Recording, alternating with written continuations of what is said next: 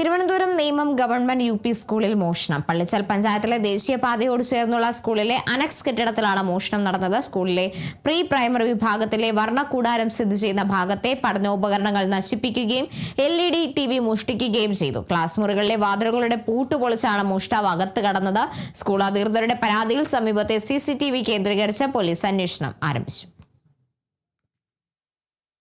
ഈ അനക്സിലെ 3 ക്ലാസ്സുകളുടെ ഓടാമ്പൽ പൊട്ടിച്ച് അകത്ത് കയറി നമ്മുടെ സ്കൂളിൻ്റെ ഒരു TV ആരോ മോഷ്ടിച്ചുകൊണ്ട് പോവുകയും തുടർന്ന് അകത്ത് കയറി നോക്കിയപ്പോൾ സാധനങ്ങളെല്ലാം പഠനോപകരണങ്ങളെല്ലാം വാരി വിതറി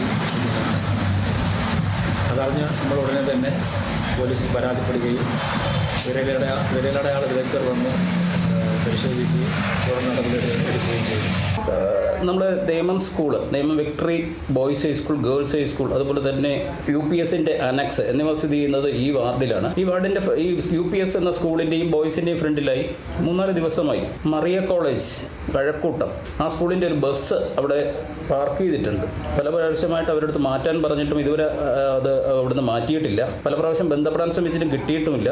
അടിയന്തരമായി ഈ ബസ്സിനെ ഇവിടുന്ന് മാറ്റി. ഇന്നലെ ഒരു മോഷണം നടന്നതെന്ന് പറയാം. ഈ മോഷണം നടന്നതെന്ന് കാരണം വെച്ചാൽ ഈ ബസ് ഈ സ്കൂളിന് റോഡിൽ കൂടെ പോകുന്ന ആൾക്കാർക്ക് അല്ലെങ്കിൽ എന്തെങ്കിലും അതിനകത്ത് നടക്കുകയാണെങ്കിലോ അല്ലെങ്കിൽ കയറി ചാടുകയോ ഉണ്ടെങ്കിൽ കാണാൻ പറ്റും. പക്ഷേ ഈ ഒരു ബസ് അത് ക്രോസ് ചെയ്തിട്ടിരിക്കുന്ന കാരണം അതിനകത്ത് എന്ത് നടക്കുന്നു എന്നറിയാൻ പറ്റാത്തൊരവസ്ഥയും കൂടെ ഉണ്ട്. അടിയന്തരമായി ഇതിനൊരു നടപടി സ്വീകരിക്കണമെന്ന് ഞാൻ അധികാരികളോട് അഭ്യർത്ഥിക്കുകയാണ്.